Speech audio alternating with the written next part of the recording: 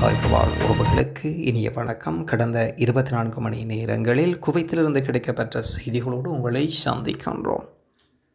குவைத்தில் உயிரிழந்த ராகேஷ் உடல் தாயகம் அனுப்பி வைக்கப்பட்டிருக்கின்றது. வெளிநாடு வாழ் தமிழர் நல அறக்கட்டளை இலட்சங்கத்தின் முக்கியஸ்தரான பெங்களூரைச் சேர்ந்த மீறியவர்களின் மகர் ராகேஷ் அவர்கள் கடந்த 1ஆம் தேதி வியாழன் மாலை மாரடைப்பின் காரணமாக உயிரிழந்திருந்தார். இந்த செய்தியை நேற்று விரிவாக தந்திருந்தோம்.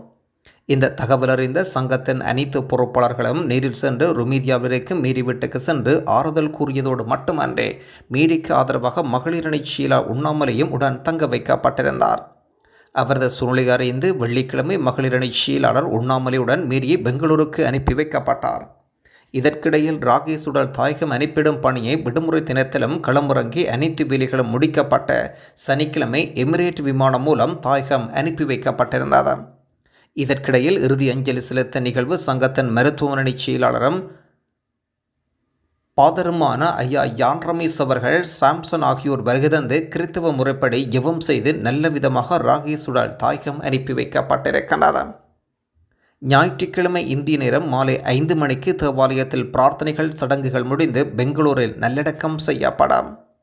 இதற்கு உதவியது கைதர் குழுமம் கார்கோ உம்ரா சர்வீஸ் நிறுவனர் ஹைதர் அலி அவர்களும் கார்கோ பிரிவு மேலாளர் ஆரிப் அவர்களும் ஜேக் அவர்களும் சங்கத்தின் சார்பில் நன்றியை தெரிவித்துக் கொண்டனர். உயிரிழந்து போன ராகேஷ் முதலாளி விடுமுறையில் லண்டன் சென்ற நிலையில் அவ்வப்போது தகவல் கேட்டறிந்து அனைத்து உதவிகளையும் செய்ததற்கு ராகேஷ் பணிபுரிந்த ரவ்தாவில் இறந்தபோது அவரது அம்மா பணிபுரியும் ருமேதியா வீட்டில் அப்படியிருந்த மேரி வீட்டு அரபியுடன் இருந்து காவல் நிலைய விசாரணை முடித்து வீடும் வரும் வரை மேரி ஊருக்கு செல்லும் வரையில் எல்லா உதவிகளையும் செய்திருந்தார். பிரமிக்க வைத்தது. அவருக்கும் அவரது குடும்பத்தாருக்கும் பிரார்த்திப்போம். இப்படிப்பட்ட அரபி கிடைத்தால் காலமெல்லாம் பணிபுரியலாம். ஒரே நாளில் அனைத்து வேலைகளை முடிந்து தாயகம் அனுப்பும் முயற்சியில் நூர் முகமது, நஃபீல் காசிம், நவ்சா சுல்தான், மெரக்காயர் ஆகியோர் பணியாற்றியிருந்தனர். விடுமுறை தினத்தில் கூட விரைந்து பணிகளை முடித்து தந்த இந்திய துறையகத்துக்கும் குவைத் அரசுக்கும் எமது நெஞ்சார்ந்த நன்றிகள். தனது மகன் இழந்து வாடும் மீறியவர்களுக்கும் இறைவன் துணை இருக்க நாம் அனைவரும் பிரார்த்திப்போமாக. தகவல் தஞ்சை ஷாஜகான், வெளிநாடு வாழ் தமிழர் நலச்சங்கம், தகவல் தொழில்நுட்ப அணிச் செயலாளர், குவைத் மண்டலம்.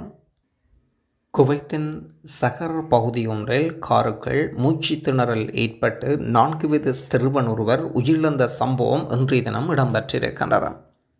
மூடிய காருக்குள் 2 குழந்தைகள் மயங்கி விழுந்ததாகவும் அதிகாரிகள் உடனடியாக கண்டுபிடித்து செக்யூரிட்டி ஆம்புலன்ஸ் அதிகாரிகள் காரை திறந்து விட்டனர். அப்போது ஒரு குழந்தை இறந்து விட்டதாகவும் இன்னொரு குழந்தையின் துடிப்பு ஓடிக்கொண்ட நிலையில் குழந்தை உடனடியாக மருத்துவமனைக்கு கொண்டு செல்லப்பட்டிருக்கின்றது. இந்த சம்பவம் குவைத்தினுடைய சஹர் பகுதியில் இடம்பெற்றிருக்கின்றது. வாகனத்துக்குள் தனியாக குழந்தைகளை வாகனத்துக்குள் விட்டுவிட்டு செல்வதும் சட்டப்படி குற்றங்களில் ஒன்று என்பதும் குறிப்பிடத்தக்கது. வழக்குகள் பதிவு செய்யப்பட்டு விசாரணைகள் ஆரம்பிக்கப்பட்டிருக்கின்றது. பெரும்பாலும் இந்த வழக்கு முடிவுகள் மிகப்பெரிய அபராத தொகையும் சிறை தண்டனையும் தரும் என்பதில் மாற்று கருத்துக்கிடமில்லை. நேற்றும் இந்த செய்தியை தந்திருந்தோம். குவைத்தில் தந்தையின் ஒப்புதல் இல்லாமல் குழந்தைகளை நாட்டை விட்டு வெளியேறக்கூடாது புதிய விதியை அறிவித்திருக்கும் குவைத் அரசாங்கம். அதிகளவு வெளிநாட்டவர்கள் வசிக்கக்கூடிய வளைகுடா நாடுகளில் ஒன்றான குவைத்தில் வெளிநாட்டவர்கள் குழந்தைகளை நாட்டை விட்டு வெளியேறுவதற்கான புதிய விதிமுறை அறிவிக்கப்பட்டுள்ளன. இது குறித்து குவைத் ஊடக அறிக்கையின் அடிப்படையில் குவைத் அதிகாரிகள் வெளிநாட்டவர்கள் குழந்தைகள் தங்கள் தந்தையிடமிருந்து எழுத்துப்பூர்வ ஒப்புதல் இல்லாமல் நாட்டை விட்டு வெளியேற அனுமதிக்கக்கூடாது என்ற ஆவணத்தை அமுல்படுத்தியுள்ளனர். பாஸ்போர்ட் இயக்குநரகம் பிரதிநிதித்துவப்படுத்தும் உள்துறை அமைச்சு குவைத்தின் அனைத்து புறப்படும் விமான நிலையங்களிலும் இந்த நடவடிக்கை அமுல்படுத்தப்படுகின்றது என்று தெரிவிக்கப்படுகின்றது.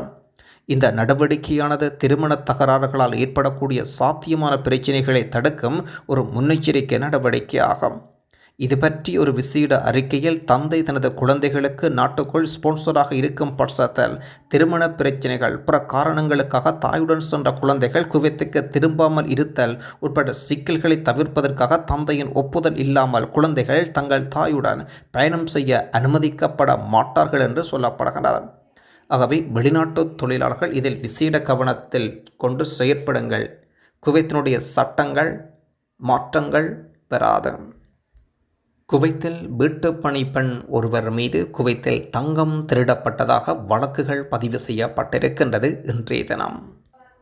குவைத் குடிமகனுக்கும் வீட்டு வேலை செய்பவருக்கும் இடையில் தகராறு ஏற்பட்டது. ஒவ்வொருவரும் தவறு செய்தாக குற்றம் சாட்டினர். குடிமகன் தனது வீட்டிலிருந்து தங்கம் திருடப்பட்டதாக புகார் கொடுத்திருக்கின்றார் காவல் நிலையத்தில். இதே நேரத்தில் வீட்டு வேலை செய்பவர் குடிமகனின் மனைவி தன்னை அடித்ததாக கூறி மருத்துவ அறிக்கை ஆதாரமாக வழங்கியிருக்கின்றார். இந்த வழக்கு திருட்டு மற்றும் தாக்குதல் வழக்காக வகைப்படுத்தப்பட்டு பதிவு செய்யப்பட்டிருக்கின்றது. வீட்டு பணிப்பெண் 150 தினார் மதிப்புள்ள தங்கம், ஜெபமாலை மற்றும் 850 தினார் மதிப்புள்ள பொருட்களை திருடியதாக குடிமகன் குற்றம் சாட்டியிருக்கின்றார். பதிலுக்கு வீட்டு பணிப்பெண் திருடப்பட்டதை மறுத்து அவர் கடுமையாக தாக்கப்பட்டதை உறுதிப்படுத்தும் மருத்துவ ஆவண அறிக்கையை சமர்ப்பித்திருக்கின்றார். இந்த வழக்கு மேலதிக விசாரணைக்காக உரிய அதிகாரிகளிடம் ஒப்படைக்கப்பட்டிருக்கின்றது. அரபிகள் அடிக்கின்றார்கள், தொல்லை தருகின்றார்கள் என்று வழக்குகள் பதிவு செய்தால் அரபிகள் மறுபக்கம் வீட்டுப் பணிப்பெண்கள் திருடுகின்றார்கள் என்ற குற்றஞ்சுமத்தலை முன்வைக்கின்றார்கள். போலியான நிறுவனங்கள் மூலம் குடியிருப்பு அனுமதிகள் கடத்திய சிறிய கும்பல் முறியடிக்கப்பட்டிருக்கின்றது.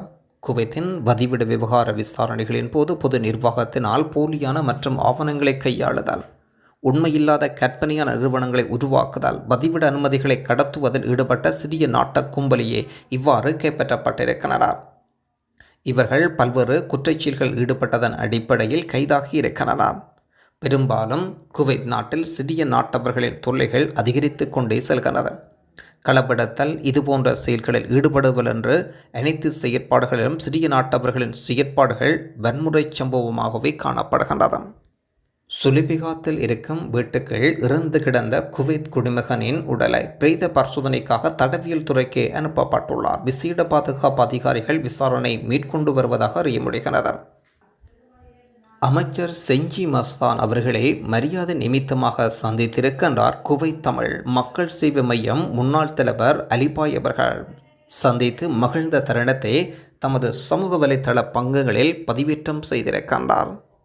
பதிவேற்றம் செய்தது மட்டுமல்லாமல் பல்வேறு கோரிக்கைகளையும் முன்வைத்திருக்கின்றார் என்பதும் குறிப்பிடத்தக்கது. தகவல் குவைத் தமிழ் மக்கள் சேவை மையத்தினர். குவைத் நாட்டுக்கு குவைத் லைட் டிரைவர்கள் தேவை. ரெஸ்டாரண்ட்டுக்கு டெலிவரி டிரைவர்கள் தேவை. சம்பளம் 180 தினார் வழங்கப்படும். தங்குமிடம் வழங்கப்படும். குவைத்திலிருந்து வந்து 2 வருடங்கள் முடிந்திருக்க வேண்டாம்.